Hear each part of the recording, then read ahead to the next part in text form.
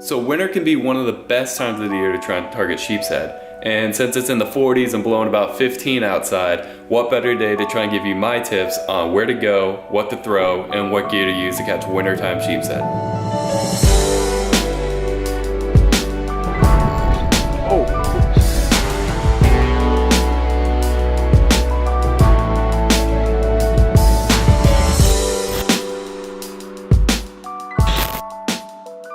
What's going on, everyone? My name is Brent Shermer, and welcome to my series called Just the Tips, where I'm gonna give you my strategies I use to try and catch different species of fish around here in Florida. So whether you're new to fishing or you've been fishing your whole life, I believe it is beneficial to try and learn from what works for other people to try and make yourself a more well-rounded fisherman. So I'll be posting on a pretty regular basis, so if you're new to my channel and want to stay up to date on my different videos, make sure you subscribe. Also, if you have any tips yourself that you want to give on this topic, please leave a comment down below. Let's try and all work together to become better fishermen. So before I start today's video, I really want to say a huge thank you for all the support that I got on the first episode talking about wintertime snook fishing. Seeing all the positive comments and all the likes just motivates me to try and make more of these videos. Moving forward with this channel, I want to try and create more content focused on helping you, the viewer, learn something new. If I can just help a couple people learn to catch more fish, then these videos are worth it to me. So if you guys have any suggestions on future topics you want me to try and cover, please leave a comment down below on what that is and I'll see what I can do. All right, let's get into today's topic.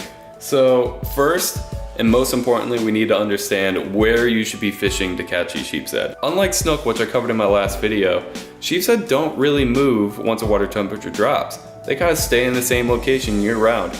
So you're probably wondering what makes winter such a good time to go for them. What it is these other fish that also live in the same locations have moved out once the winter comes around. So pretty much all you have are the sheepshead. So these other species of fish, mostly these bait stealer species as I like to call them, like pufferfish, toadfish, pinfish, all move to deeper water once the water temperature drops. So you are left with mostly just sheepshead in these locations, what makes winter such an efficient time to go after sheepshead. So when you're looking for a spot that might have some sheepshead, what you're looking for is a spot that could hold crustaceans. This mostly means areas with a lot of structure, like docks or jetties, bridge pilings, or like oyster bars. My personal favorite place to go fishing for sheepshead is under docks and residential canals. It just seems to be where I catch a majority of my fish. I've heard of some bigger fish being caught on some like deep bridge pilings and stuff like that, but I haven't done that enough to personally say if it's good or not. One really cool thing that you can do is if you have areas of very clear water, you can sight fish for these sheepshead too. One way is to go up to these docks and these clear water areas and then pitch your bait up to these fish that you see kind of cruising around the pilings.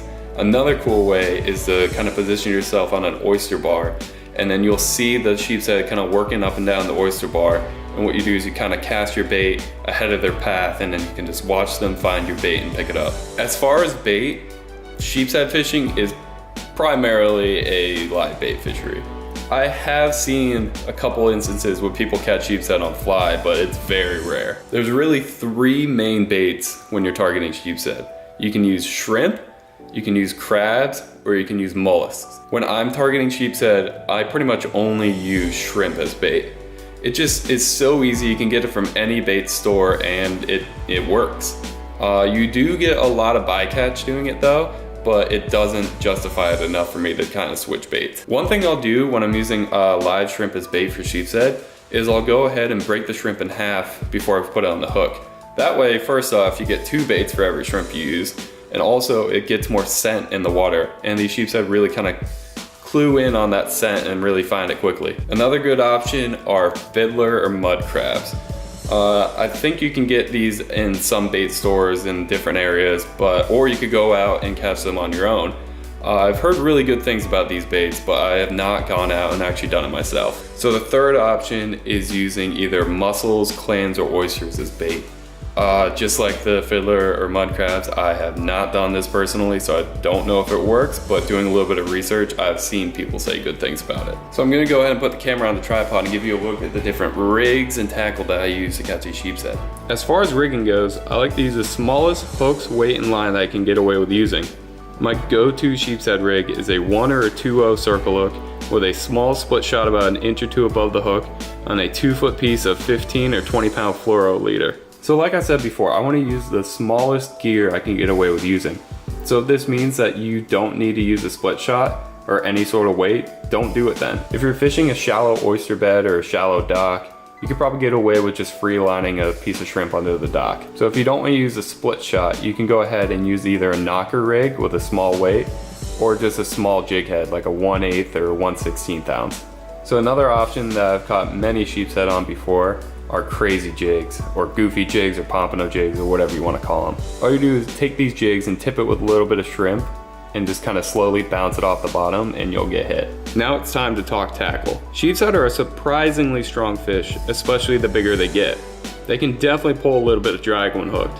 When it comes to sheepshead fishing, I have to ask myself whether I'm fishing for fun or for food. If I'm just going out there to kill some time and catch a couple fish, I'll use my 25,000 Shimano Sustain on a St. Croix 7-foot Avid inshore light action rod with 10-pound braid. This setup is very sensitive, so I can feel every little tap when I'm laying a bait hook under a dock.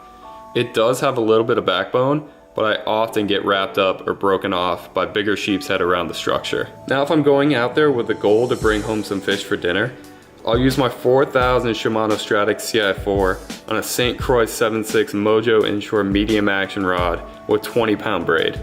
This combo has some more drag and backbone to it, so I can turn those bigger keeper-sized sheepshead away from the structure before they even have a chance to break me off.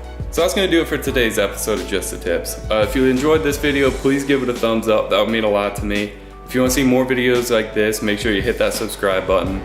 If you have any questions or any tips you want to give yourself on this topic, please leave a comment down below. Let's all work to become better fishermen together, and I'll see you guys next time.